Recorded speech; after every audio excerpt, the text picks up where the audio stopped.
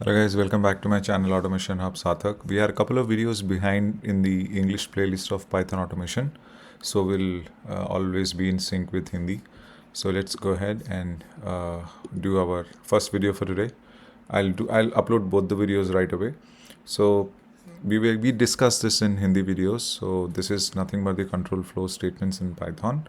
So typically it is divided into three types. First is the selection or decision statements. The second one is the looping statement, and third one is the jump statement. And we basically use all these control flow statements to control the logic, the flow of logic in our programming. You can also find almost the same in Java and other programming languages as well. Anyways, we will not be discussing all those things. So in today's video, we will be discussing about the selection and decision statements, which will comprise of if else, if else, and in the other videos I'll make while loop and for loop, and in other videos I'll talk about the jump statements. So without any further ado, let us jump directly into discussion of selection and or decision statements.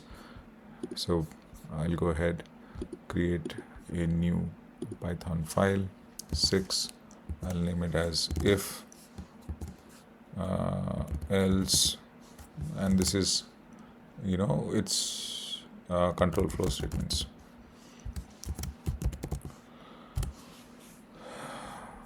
I'll just keep it here. Okay, so I've already given this scenario in Hindi, but those who do not understand Hindi, so my English viewing subscribers and other people, we can just go ahead and do this. So let's simply jump into. So let me just write a variable I equals to 10. Now what have I done here? So here in the first line I have declared, or I have initialized I. I is initialized to a value 10. Everybody knows this. It's very simple. Now I'm going to give a condition. So this is how the syntax works in Python. I will write here if, then here there will be the condition. How to represent the condition, that is what I'm going to do. This also is quite similar in Java, but there are certain differences. So there will be syntax differences in programming language. Even if the concept remains the same, the syntax will always change. So here I'm writing the condition here. So what I'll write, I less than 5. Okay, then I'll give a colon. And now here the condition has been applied.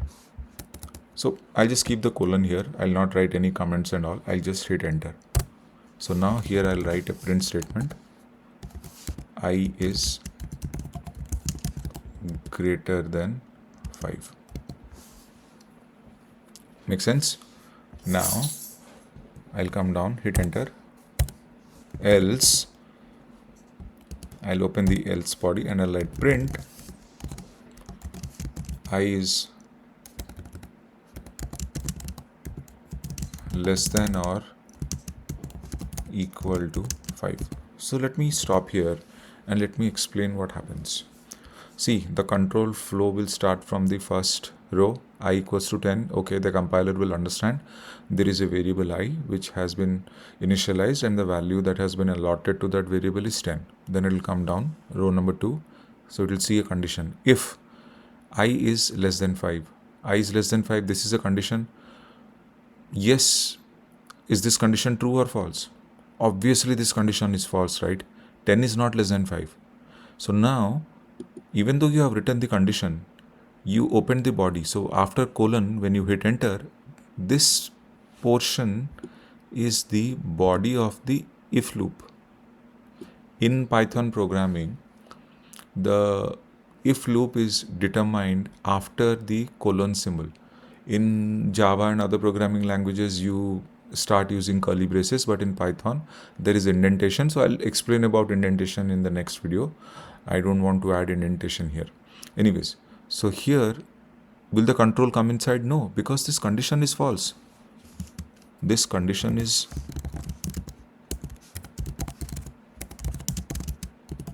why? Because 10 is not less than 5. So control will not go inside, rather it will go out. It will say else print I is less than or equal to 5. So now it will run this. It will print this statement. Why? Because this condition is not true. So control will not go inside. It will come out Here there is no condition. The only thing is, if this condition is true, then go inside. If this condition false, go outside, see what is there. It is saying else. Else is by default a statement, a conditional statement. It will check, okay, fine, whatever it is, I'll print it out. Now, if I make this condition true, now this condition is true. Watch this, guys. Now here the condition is true. So the control will go inside the body of the if loop and it will print I is greater than 5. Right click, run here. I is greater than 5. So this is how Python programming works. Okay. Now let us add else if. Adding elif. See, in Python programming we use elif. Elif is the keyword that is used. This is nothing but your else if only, but don't use else if as a word, rather use elif. Okay, so let me write here j equals to 20. Okay, so I have initialized the variable j to 20. Now if I give a condition, if j greater than 20, open the body of the if loop, come here, print j is greater than 20. Okay, elif you want to give one more condition, j greater than 10, print j is greater than 10 but less than or equal to 20. Then you do else, print j is 10 or less. Now what does this mean? We'll go step by step. Here the compiler realizes the fact that j is a variable which has been initialized to a value 10. Then it will come here to row number 9. It will check for the condition j greater than 20. Condition is false. So the control will not go inside the body of the if loop. Rather it will come out. Here it will see, okay, what else is there? Elif j greater than 10. Yes, j is greater than, is j greater than 10? Yes, 20 is greater than 10. So the condition is true. So it will go inside the body of this elif loop and it will print j is greater than 10 but less than or equal to 20. Right click, done. Okay, so it will totally ignore else. As long as this elif, whatever condition is true, whenever the condition is true, the control will go inside the body of that. That's how simple it is. Okay, now let us try to use logical operators. In my previous video, I did tell you about logical operators. If you see operators, I did tell you about logical operators. So logical operators are what? And, or, and not. Okay, so I'll use those logical operators with these conditions. Okay, conditional statements. Now let me write k equals to 15. So I'll write here if k is greater than 10 and k is less than 20, print k is between 10 and 20, else print k is not in the range. Now see here, k equals to 15, k is greater than 10, 15 is greater than 10, condition is true, and 15 is less than 20, condition is true, true and true. So true and true will become true. So the compiler will decide, okay, this k is greater than 10, condition is true, and 15 is less than 20, this condition is also true. So true and true is true. So this if block condition is true, control will go inside and it will print k is between 10 and 20. You will see. That's it. If either of these conditions would have been false or both would have been false, then it would not have gone inside the if loop. Rather, it would have come outside and it would have printed about else. Okay, so you can try for, I explained about, so logical operators will be and, or, and not. I explained about and, you try for or and not. It's very simple. You know how to do it. Now, let's go about using the nested if statements. What are nested if? Nested if are nothing but if block inside if block. Okay, that's how it is. So let's try here. L equals to 8, for example. 8. Okay, so now if I write if L greater than 5. Okay, so first I have initialized a value L equals to 8, then I have given a condition if L greater than 5. I'll write here. Again, inside the if loop, I'll write L modulus 2, L divided by 2, if the modulus is 0, print L is greater than 5 and even number. Else print L is greater than 5 and odd number.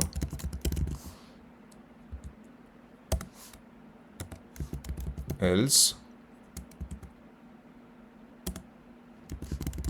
print L is 5 or less. See guys how this thing works. Okay, L is equals to 8, row number 24. L is initialized to a value 8. It will come downstairs to row number 25. L is greater than 5. Condition is true. 8 is greater than 5. Then it will go inside the if loop, outer if loop. Once it goes inside the body of the if loop, here it will encounter another if loop. So this if loop is the inner if loop. This if loop is the outer if loop. So this is nested if inside if loop inside if loop. So now it will come again here.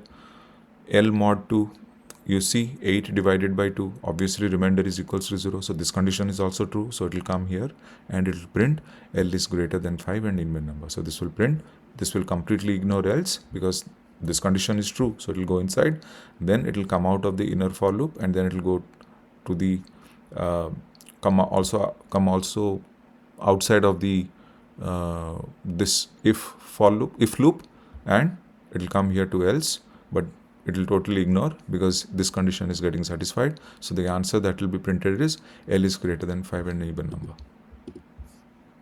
See, it's very simple. It will go here wherever the condition is true, that statement, it will go inside that part of the body and it will print. Others it will ignore. This is how you do nested if. Okay, now there is one more technique. I mean, it is just I'm telling you, don't worry about it. If else, if you want to use with user input, like in Java we have scanner class, here in Python we use a function known as input. Input is a function which helps you to give a user input. So let's say we want to do something like this.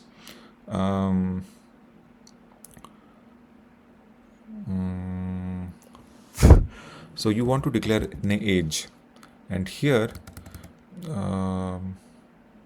so let's say you want to enter your age. So this is a scenario that we want to create. We will enter the age, and if your age is above 18, first you will enter the age. If your age is above 18, then you are eligible to vote. If you are less than 18, you will not be eligible to vote. Simple. So we'll declare an age variable, and now so we will also use the input function. So if you write in the output console enter your age, that will be in the form of a string.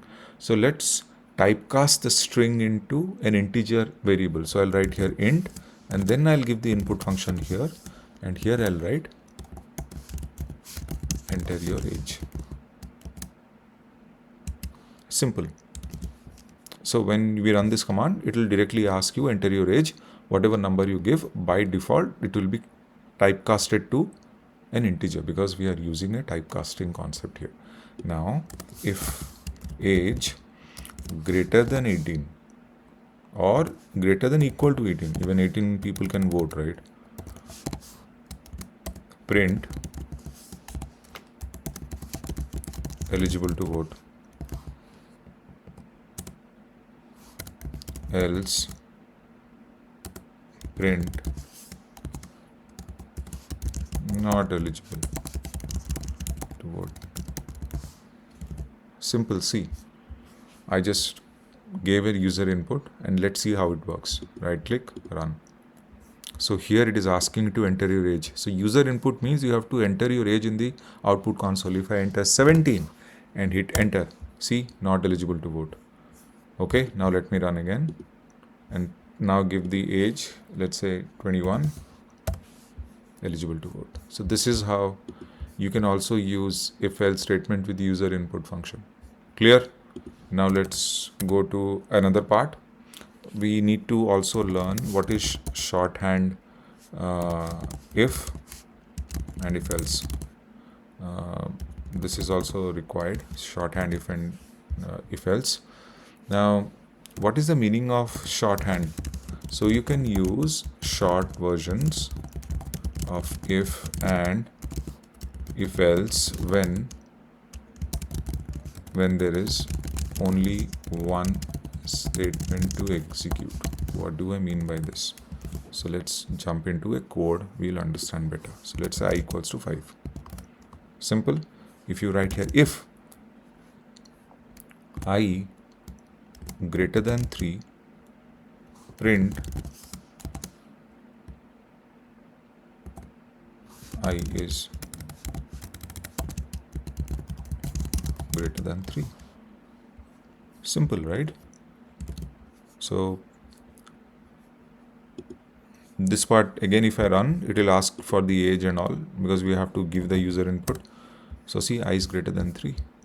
It will directly work out, right? Now, if I write j equals to 10. Okay, so I'll write here print even if j equals to 0, else print odd. See, it's such a beautiful logic. I declared this variable as j as 10. So now I told print even if this leaves a remainder 0, else print it as odd. So here this is a shorthand if else. This is a shorthand if because there is only one statement to execute. So if there is one statement to execute, I can do it in one go. So this is shorthand if. Whether you want to use simple if, you want to use shorthand if, choice is yours. Nobody will stop you. Anyways, I need to execute, give a user input because that is asking. See, it is even. See, it's very simple. Try this code, okay, and then you should be fine. Hopefully, you are clear with the conditional statements of if else, and I think I have covered most of it. If you still want to find out more practice programs on this, you can always Google and do whatever you want to do. Thank you so much for continuing to support me, even though I have not been very regular because of my health concerns. Hopefully I'll get better and the videos will come very soon. I'm trying to finish off Python as soon as possible so that we can start with Python automation as soon as possible. Thank you so much. Sathak here signing off.